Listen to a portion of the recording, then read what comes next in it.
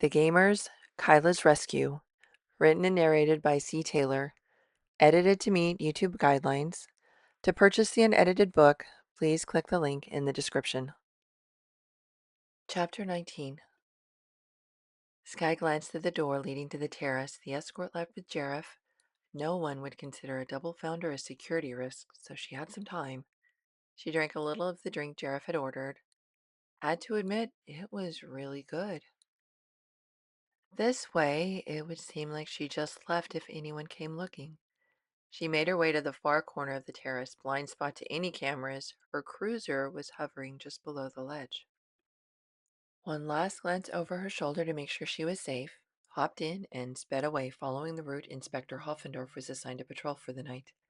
She reached down, checked to make sure her bag was still safely tucked out of sight. She carried part of the materials they needed. Kate and Kyla needed to get the rest. She slowed as she neared the rendezvous, remembering the chameleon's location since she couldn't see it. Kate and Kyla waved her to the right spot. She landed and quickly unlatched the security belts, then grabbed her bag. "Did you get them?" Kyla asked once close enough. Sky nodded. "Everything on the list," she confirmed, and they all rushed into the chameleon. They combined the materials Sky had brought with the materials Kate and Kyla had acquired from the lab. Sky took the device in one hand, then the material mix in the other. She made the wish, felt the tickle in her palm. Soon she opened her hand, an identical device lay in it. Kyla took both devices and placed them in a scanner. After a few moments, she read through the results. Both devices are absolutely identical, complete match. Kate shook his head. "I know you said that's how it happened, but wow." They had Sky repeat the process from the original 4 more times to confirm the results would be consistent with each. Each were confirmed to be an exact match. Kyla took the copied implants and locked them in one of the security lockers along with the remaining materials. They replaced the originals on the tray. These could still be tracked and needed to be returned. Additional replications would need to wait until they were back on the warship.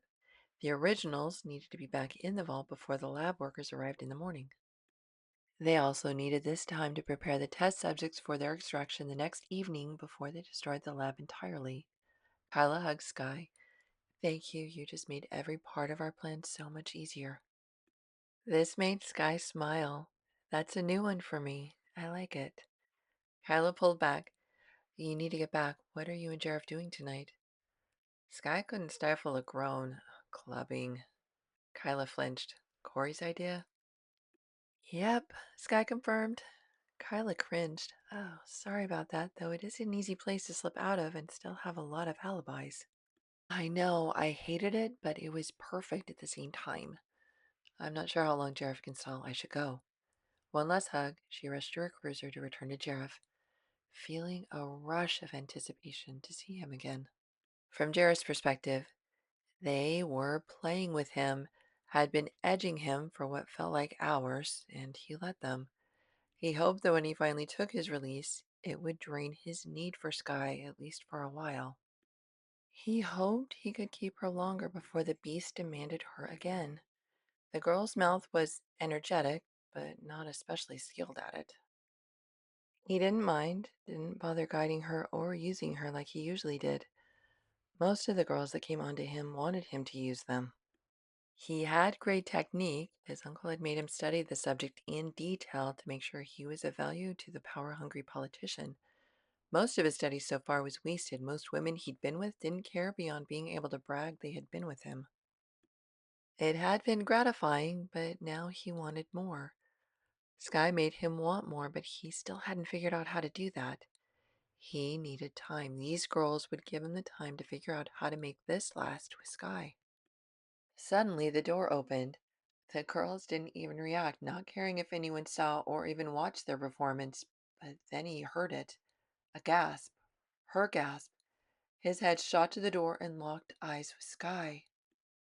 She instantly went pale, frozen, unable to understand what she was seeing. He knew it. He was frozen too, his mind unable to put into words what he was doing, to explain, to not lose her. That same moment she turned and was gone. His body, raging with need, pushed all the women off of him, arranged his clothing with deft efficiency, even with his shaking hands. Corey grabbed his arm. "Where do you think you're going? We're clearly not finished with you yet," she purred. Jared pulled away and rushed out the door, ignoring her. The club was even fuller now, her distinct head lost in a mass of strangers that pretended to be his friends. His communicator, the one his uncle had given him and only he used, buzzed an alert. Jareth let out a frustrated growl and rolled his eyes as he extracted it from his pocket and answered. He knew what was coming and didn't want to hear it. "Jareth, I saw the video. We need to talk about this Sky Girl. Now." Jareth's lip curled. Whatever his uncle had to say about her, he would find a way around it. She was his non-negotiable, had been for a while, but the point hadn't been pushed. This was going to be a messy conversation, especially without Cade to mediate, but the stakes were too high. He couldn't afford to lose this battle. Not this time. He looked at his escort. "I need to get back to the terrace as quickly as possible." He didn't want any witnesses to how loud this conversation would get. Sometime later. Her apartment was dark by the time he arrived. His body was still shaking from his time with the women and the incredibly intense conversation with his uncle. He shouldn't be doing this. He knew it was dangerous. His body was screaming at him for release, and his uncle had just given him his blessing to date Sky, more like he ordered it. The popularity of the videos convinced his uncle that a relationship between them would be reputation gold. The only problem, he was pretty sure he had just destroyed any possibility of that ever happening. How could he fix what she had seen? How would she ever be able to look at him again? He had to try. He knew he had to try as he entered her apartment and made his way to her room in the dark. Her door was open, not closed or locked like he thought it would be. He removed his outer clothes silently as he made his way to her bed. Smoothly, he settled into the familiar space beside her, the space he had shared with her since Kyla had altered her world. His was altered that same day, he just hadn't recognized it at the time. His mind flashed through the memories of what he had to lose if he didn't do this right. The nights with her before their mission, safely enclosed in his room, they'd talked, just talked about everything. She described her childhood, her complicated relationships with her family, her fierce instinct to protect them from her own shame and failure, her overwhelming need that she finally understood to protect Kyla. He remembered her hand stroking his chest, calming and soothing him as he spoke about losing his family, the cruelty of his uncle, the threats, the violence. Then he finally admitted the night his uncle had medicated him so he wouldn't fight the man his uncle needed for a political favor. He had been young, too young, and it had been his first time. Then he continued to use him when the first attempt had been so successful. She had asked gentle questions, no judgment, no repulsion like he expected, allowing him to speak of things he hadn't even told Cade. She even seemed to understand his complicated continuing relationship with his uncle. Once Jareth was old enough to legally live on his own, his uncle had struck a bargain with him. If he stayed as a legitimate part of his family and household, his uncle would ensure he had diplomatic status and credentials throughout the known universes. Jareth's stipulation was he only slept with who he wanted. His uncle had resisted at first, unwilling to lose what had proven to be a very powerful incentive in getting what he wanted. Within that first year, Jareth's reputation proved to be more useful, and the uncle finally relented. At the end of putting words to an especially difficult event with his uncle, Sky snuggled closer to him and just said, "I really don't like your uncle." That simple sentence had brought tears to his eyes as his arms tightened around her. He couldn't lose that. He couldn't lose her. Her eyes were open as he slid into bed. She wasn't asleep and just watched him. She didn't seem angry. She seemed confused and uncertain. Again, reacting so differently from anyone he'd ever known. Hoping beyond hope, he moved his hand against the mattress toward her, palm open. He stopped it when it was close to her but not touching. She watched him a moment longer before her hands moved, one closing in his, the other covering the other side protectively. For the longest time, they stayed just like that, watching each other, hands linked. He didn't know what to say. She finally spoke first. I'm sorry I interrupted. I started to worry when you were taking so long. I just wanted to make sure you're okay. Then I just ran. I didn't know what else to do, so I did what I always do. Jareth hoped against hope, found the courage to ask, why did you run? Sky broke eye contact and looked down, but didn't release her hands holding his. I didn't like it. I know I don't have the right. We aren't together. I mean, our relationship isn't like that. Not that we have a relationship. I just didn't like it. The words came out broken up and flustered, but Jareth understood. Even better, he realized he hadn't destroyed their link. She recognized they hadn't been in a relationship that could be broken. Yet, that changed tonight. Now. What if you did have the right? He asked softly. Her eyes returned to his, searching a moment. What does that mean? What if we were dating? You were my girlfriend, I was your boyfriend. We would be exclusive. You could be upset if I was with someone else. I could do the same. We would look out for each other or there for each other. Basically, how we are now, but official with everyone knowing. Her eyes narrowed. Would you want that? He felt himself smile. I want that more than I have ever wanted anything, more than you could even imagine. Her forehead pulled together in confusion, but her mouth smiled involuntarily. I don't understand. He tightened his hand on hers. You don't have to understand. You just have to agree if you want to.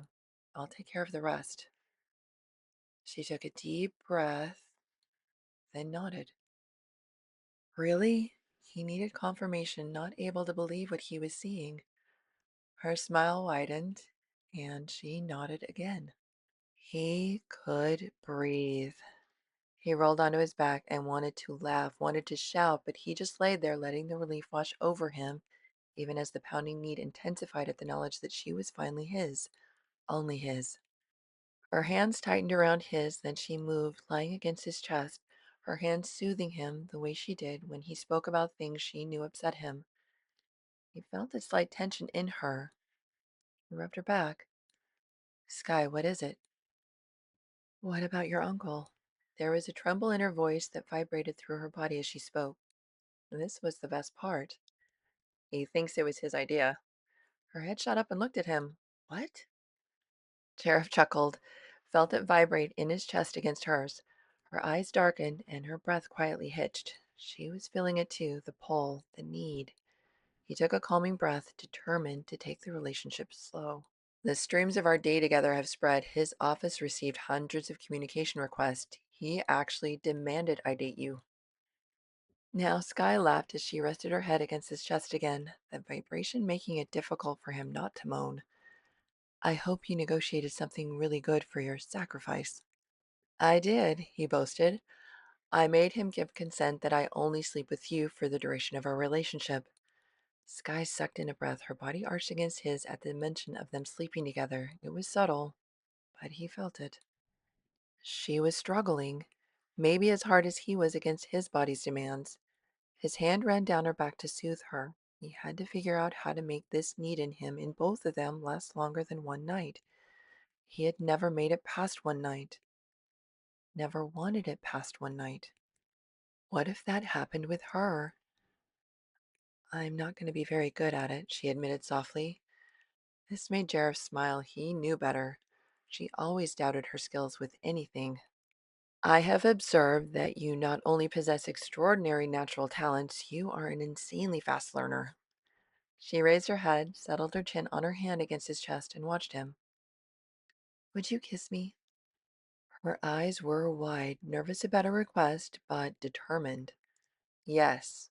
But why? If we date in public, we'll probably need to kiss to confirm the relationship. I don't want my first kiss there in case I'm really bad at it. You don't like it, it disgusts you.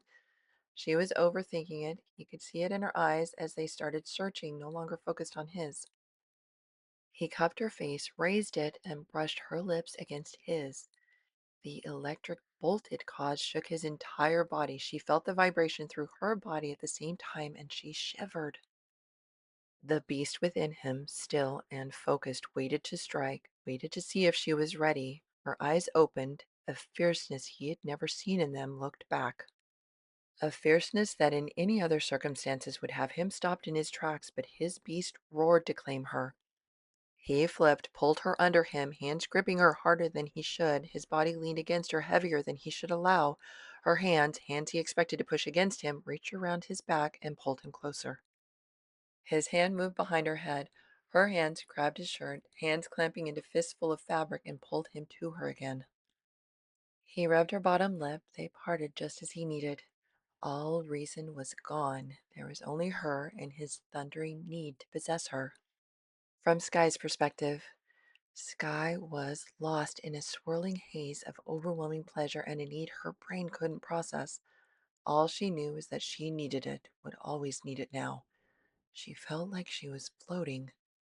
The harder Jareth held her, pulled at her, the more grounded she felt against the fear that she would float away. His hands, his moves were nearly painful, but she craved it, the counter to the dizziness his mere presence caused. Her teeth ground when his touch softened, the pressure eased. She couldn't feel him as strongly. Her body flexed, muscles strained to insist he bring back the pressure, increase the weight. Her clothing hurt, her body demanded pressure. Everywhere he touched built the need in her for, for what? She didn't know, and that sudden thought terrified her. She pushed him away, scrambled out from under him, and stood up to pace on the bed. Sky, I'm sorry. I'm so sorry if I hurt you. Jareth's voice sounded desperate and terrified. She looked at him.